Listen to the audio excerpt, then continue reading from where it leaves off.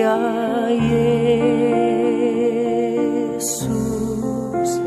datang sekarang, datang tinggal dalam hatiku. Ya Yesus,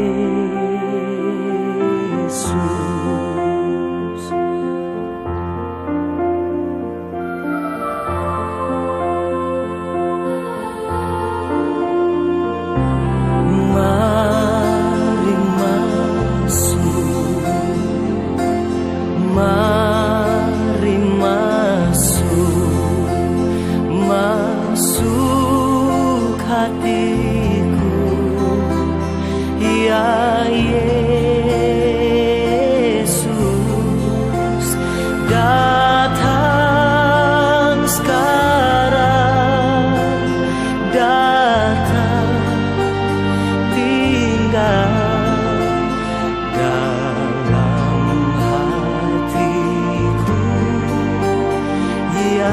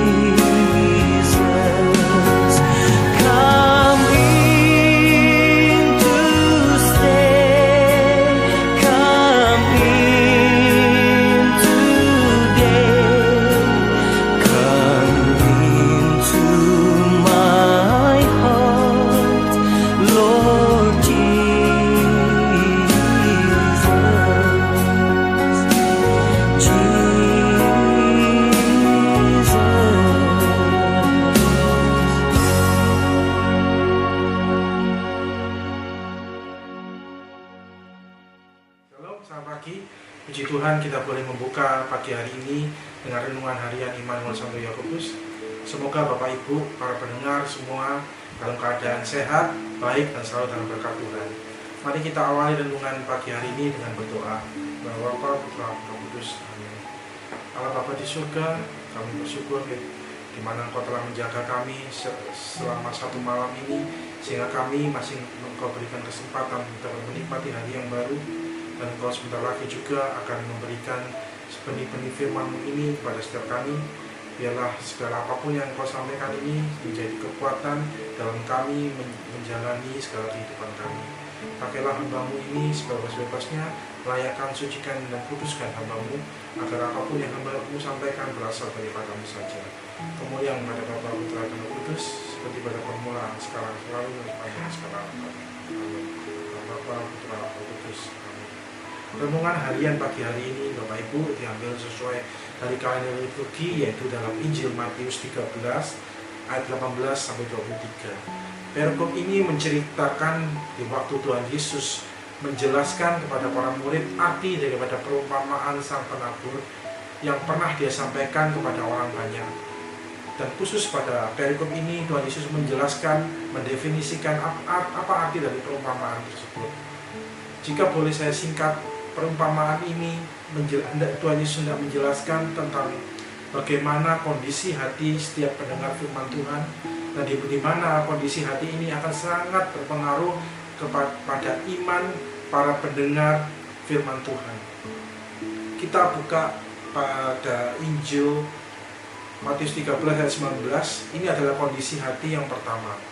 Kepada setiap orang yang mendengar firman tentang kerajaan surga tetapi tidak mengertinya, datanglah si jahat dan merampas yang ditaburkan dalam hati orang itu.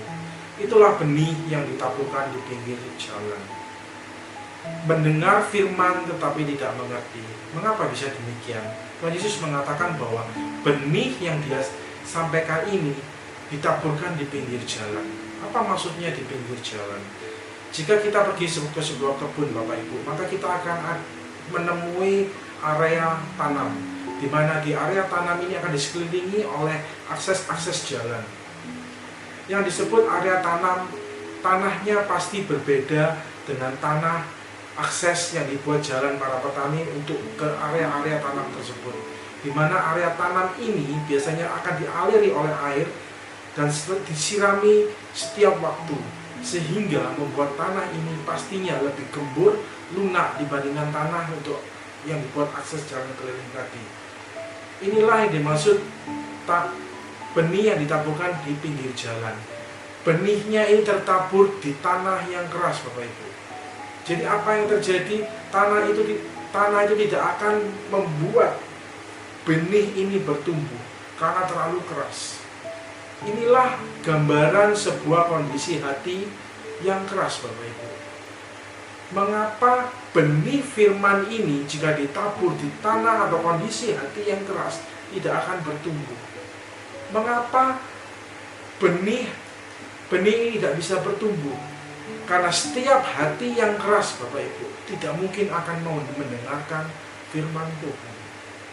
Inilah kondisi hati yang pertama.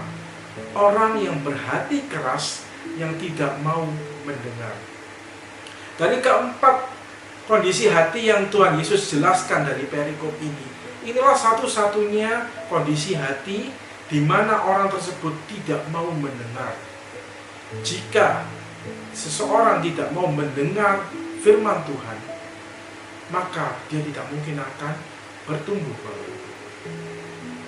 Inilah kondisi hati yang pertama. Dan saya yakin Bapak Ibu para pendengar tidak termasuk dalam kelompok ini, karena Bapak Ibu setelah menyempatkan pagi hari ini untuk mendengarkan renungan harian Immanuel Santo Yakobus. Mari kita mulai lihat kembali dalam perikop ini 3 macam pendengar yang Tuhan sampaikan melalui perumpamaan. Tipe pendengar yang pertama kita buka Matius 13 ayat 20-21. Benih yang ditaburkan di tanah yang berbatu-batu ialah orang yang mendengar firman itu dan segera menerimanya dengan gembira. Tetapi ia tidak berakar dan tahan sebentar saja. Apabila datang penindasan atau penganiayaan karena firman itu, orang itu pun segera murtad. Maksud tanah yang berbatu-batu di sini Bapak Ibu adalah tanah yang gembur, namun di bawahnya banyak bebatuan, sehingga di saat benih ini tumbuh belum sempat berakar karena ada batu-batu di bawahnya, sehingga akar tidak bisa menjalar ke bawah dan benih ini langsung mati. Inilah gambaran sebuah orang pendengar firman Tuhan yang mempunyai motivasi, di mana motivasinya ini belum murni. Dan tipe pendengar ini adalah pendengar yang dangkal. Pendengar ini adalah orang-orang yang berusaha untuk mencari Tuhan, mungkin karena suatu kejadian dalam hidupnya sehingga ia pun mencari Tuhan. Namun karena dia mencari Tuhan karena keadaan sesuatu yang ada dalam hidupnya, membuat motivasinya ini tidak murni, sehingga ia menginginkan suatu hal ingin terjadi dengan mengikuti Tuhan. Apa yang dia inginkan semata-mata adalah kehendaknya sendiri, bukan kehendak Tuhan. Seringkali kita bertemu dengan orang yang seperti ini seperti orang yang menghadiri acara motivator Bapak Ibu, di mana pada waktu di acara seminar motivator tersebut dia sangat bersemangat, dan bahkan dia pulang dia yakin dia akan bisa berubah. Namun hari berjalan demi hari, semangatnya semakin hilang Bapak Ibu, karena dia hanya percaya pada waktu di seminar tersebut. Imannya dangkal Bapak Ibu, karena apa yang dia inginkan semata-mata kehendaknya, sehingga tidak ada kekuatan Tuhan dalam hidupnya. Semuanya berfokus kepada dirinya. Jika keinginannya terpenuhi, maka dia akan bersemangat. Tapi kadang-kadang iman ini sebuah proses Bapak Ibu, sehingga iman dalam perjalanan ini, kalau kita tidak berakar, maka iman kita pun akan jatuh. Seseorang yang bertumbuh tapi mempunyai hati yang dangkal, membuat dia tidak bisa berakal. Iman yang seperti ini tidak akan membuat dia dapat berdiri di saat pencobaan itu datang. Tuhan Yesus berkata tadi, tetapi ia tidak berakar dan tahan sebentar saja. Iman ini membutuhkan sebuah komitmen, Bapak Ibu. Kita memutuskan untuk mengenal Tuhan. Kita tidak bisa berakhir di sana saja, tapi kita harus setia, komitmen sampai akhir. Inilah tipe pendengar yang pertama, pendengar yang dangkal, di mana segala sesuatu imannya masih berbasis pada kehendak pribadinya. Dia percaya bahwa Tuhan akan merubah hidupnya, tapi cuma sampai di situ. Di saat imannya ini dihadapkan ke sebuah pencobaan, maka layulah dia dan mulai meninggalkan hal yang rohani. Ini tipe pendengar yang pertama. Mari kita masuk kepada tipe pendengar yang kedua, yaitu di Matius 13 ayat 22. Yang ditaburkan di tengah semak duri ialah orang yang mendengar firman itu, lalu kekhawatiran dunia ini dan tipu daya kekayaan menghimpit firman itu sehingga tidak berbuah. Jika tadi kita sudah mendengarkan kelompok yang pertama, di mana kelompok ini sudah mulai bertumbuh namun tidak berakar. Berbeda dengan kelompok yang kedua ini, Bapak Ibu. Mereka sudah bertumbuh dan berakar sehingga ia masih berada dalam imannya. Ini menunjukkan adalah kelompok orang-orang yang berada dalam hidup kerohanian. Sepertinya mereka dalam keadaan yang baik, tetapi Bapak Ibu, Tuhan Yesus mengatakan orang-orang yang begini ini bisa sedang tumbuh di tengah semak duri. Apa ini maksudnya? Seperti yang tadi saya sudah sampaikan, mereka sepertinya rohani, tapi mereka masih duniawi. Ini kalimat yang Tuhan Yesus katakan tadi. Kekhawatiran dunia ini dan tipu daya kekayaan menghimpit firman itu sehingga tidak berbuah. Apakah semua umat Kristen, umat Katolik, baik itu di gereja, di komunitas, wilayah dan lingkungan kita, apakah semuanya adalah umat-umat yang berkemenangan? Saya yakin jika kita menanyakan kepada mereka, apakah Bapak Ibu hidup dalam kemenangan, mereka akan dengan mudah mengatakan amin. Mungkin bahkan kita semua mengatakan amin. Seolah-olah kita dengan mudahnya mengatakan amin. Padahal sungguhkah hidup kita berkemenangan? Sungguhkah perkataan kita mengatakan amin itu benar-benar sesuai dengan keadaan hidup kita? Apakah kita masih khawatir, Bapak Ibu? Jika kita sudah bermenangan, apakah kita masih khawatir? Sungguhkah kita ini benar-benar dalam keadaan sukacita oleh Roh Kudus? Sukacita oleh Roh Kudus ini bukan berarti menandakan bahwa semuanya baik sehingga kita bersukacita. Tidak, tapi sukacita oleh Roh Kudus adalah di saat kehidupan kita ini serasanya tidak ada alasan untuk bersukacita, tapi kita masih mampu bersukacita. Itulah yang disebut hidup berkemenangan. Mampukah kita selalu bersyukur dalam segala keadaan hidup kita? Dan satu hal yang paling penting, sungguhkah kita sudah mencintai Tuhan melebihi segala sesuatu? Apakah yang menjadi tujuan hidup kita, yang membuat kita bahagia? Adakah itu Tuhan? Apakah hanya harta? Tipe pendengar yang bagaimanakah kita ini? Apakah kita tipe pendengar yang seperti ini? Pendengar yang masih khawatir akan dunia ini dan bahkan masih tertipu daya oleh kekayaan sehingga firman Tuhan itu terhimpit. Nah, tipe pendengar yang kedua, Bapak Ibu, yaitu pendengar yang mendua. Pendengar yang mendua. Mereka sebenarnya mencintai Tuhan, namun juga sayangnya dunia beserta isinya, bahkan termasuk dirinya sendiri. Tipe pendengar pendua ini, Bapak Ibu, tipe pendengar yang mendua, mungkin dia bertumbuh, tetap berakar, namun mereka tidak akan pernah berbuah. Karena yang menjadi fokus utamanya sekali lagi, Bapak Ibu, semua hanyalah kehendak pribadinya. Sekalipun sepertinya rohani, tapi tidak berbuah. Mari kita masuk yang ketiga, tipe pendengar yang ketiga. Inilah tipe pendengar yang Tuhan Yesus harapkan kepada kita semua. Matius 13 ayat 23. Yang ditaburkan di tanah yang baik ialah orang yang mendengar firman itu dan mengerti. Dan karena itu ia berbuah. Ada yang 100 kali lipat, ada yang 60 kali lipat, ada yang 30 kali lipat. Jika kita membaca ayat ini Bapak Ibu, khusus di ayat ini Tuhan Yesus tidak menjelaskan orang yang mempunyai tanah hati yang baik ini seperti bagaimana.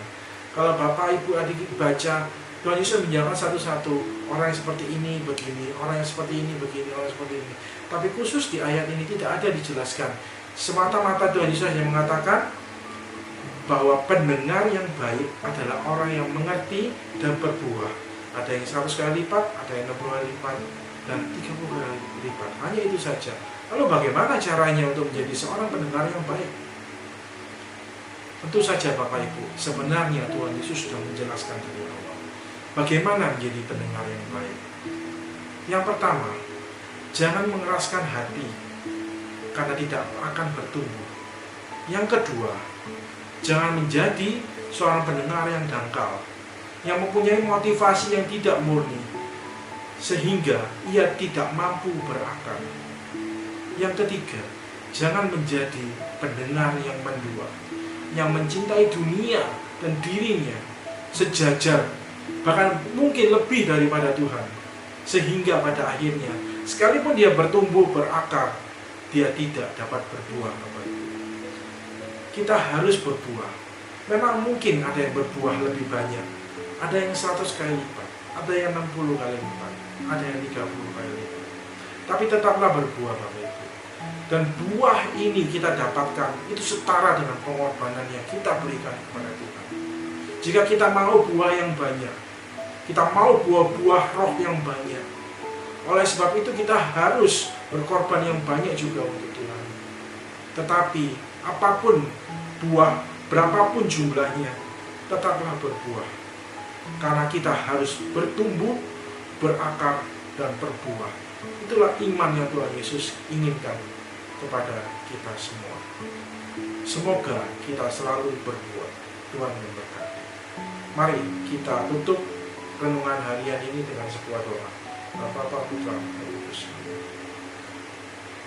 Ya Allah Tuhan Maha Kudus, terima kasih karena Engkau telah mengingatkan setiap kami untuk selalu bertumbuh, untuk selalu berakar dan berbuah, agar iman kami ini Tuhan tidak mati, agar iman kami ini dapat selalu tumbuh, sehingga kami tetap setia, tetap berkomitmen sampai pada akhir hayat hidup kami.